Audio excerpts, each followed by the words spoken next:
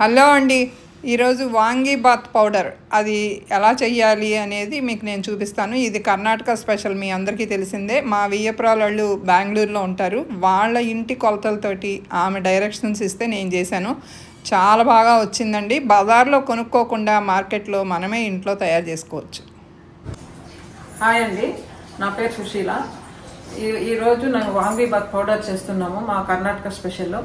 సుషీస్ kitchen gardening అని మా వియ్యపురాలు కూడా యూట్యూబరేనండి. కర్ణాటక లాంగ్వేజ్లో ఉంటుంది.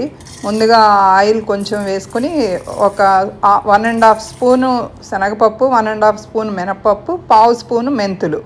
నూనె కొంచెం ఎక్కువ పడిపోయింది, మీరు మాత్రం జాగ్రత్తగా కొంచెం తగ్గించేసుకోండి, అప్పుడే బాగుంటుంది. ఇది కొంచెం దాల్చిన చెక్క ఆ సైజు అయితే సరిపోద్ది. 4 యాలక్కాయలు, 4 లవంగాలు. ఎక్కువ వేయకూడదండి, మరి ఆ ఫ్లేవర్లు డామినేట్ చేయకూడదు. అట్లానే వేయకపోతే కూడా బాగోదు, కొంచెం మసాలా స్మెల్ వస్తేనే బాగుంటుంది ఈ పౌడరు.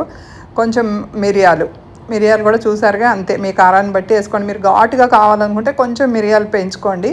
ఇవన్నీ కొంచెం సేపు వేగిన తర్వాత, మరీ ఎర్రగా కాకుండా సగపడి వేగిన తర్వాత ఇప్పుడు 3 స్పూన్లు ధనియాలు, అన్నీ 1.5 స్పూన్ వేసాం. ఇది మాత్రం ఒక 3 స్పూన్లు వేసేసుకొని వేయించుకోండి. మరీ పెద్ద సగ పెట్టకుండా చక్కగా చూసి పెట్టుకోండి.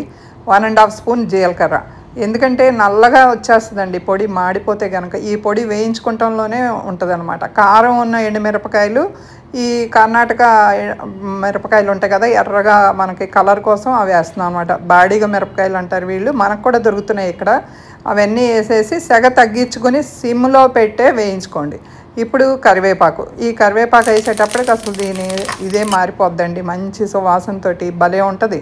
అన్నీ మాత్రం ఈ వేయించుకునేది సన్న సెగ మీద ఎర్రగా చక్కటి సువాసన వచ్చే వరకు వేయించుకోండి. ఇలా మొత్తం ఏగిపోయింది అనుకున్నప్పుడు గసగసాలు వేసుకోండి. గసగసాలు వేసిన తర్వాత ఎక్కువసేపు వేయించొద్దండి, మొత్తం అసలు స్టవ్ ఆఫ్ చేసినా కూడా పర్వాలేదు.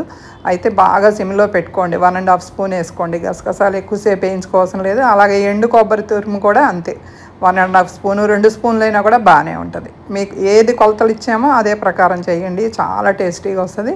ఇప్పుడు లాస్ట్లో స్టవ్ ఆఫ్ చేసేసి ఇంగ వేసుకోండి. ఆ వేడికి అది వేగిపోతుంది. ఒక 1/2 స్పూన్ ఇంగవ, అది మీ ఇష్టం, కానీ వేస్తేనే బాగుంటుంది, లేకపోతే స్కిప్ చేసుకోండి మీకు ఇష్టం లేకపోతే, అంతే. అలా కొంచెంసేపు అలా కలిపేసేసి, కొంచెం నూనె ఎక్కువైంది అది మాత్రం తగ్గించుకోండి. నేను పేపర్ నాప్కిన్ మీద కొంచెంసేపు ఉంచేసేసి అప్పుడు నేను చేస్తున్నాను. నూనె ఎక్కువైతే కనుక బాగా ముద్దలాగా వస్తుందండి, పౌడర్ లాగా రాదు. అందుకే కొంచెం జాగ్రత్తగా చూసేసుకోండి. ఇది చల్లారిపోయిన తర్వాత ఇలా పౌడర్ చేసేసుకోండి. పౌడర్ మరీ మెత్తగా కాకుండా కొంచెం బరగ్గా చేసుకోండి, చాలా సువాసన వస్తా భలే ఉంటుంది. చక్కగా స్టోర్ చేసుకుని మీకు ఎప్పుడు కావాలంటే అప్పుడు వాడుకోండి. మామూలుగానే ఈ పౌడర్ వల్ల ఈరోజు కిచెన్ అంతా మంచి సువాసనతో భలే ఉందండి.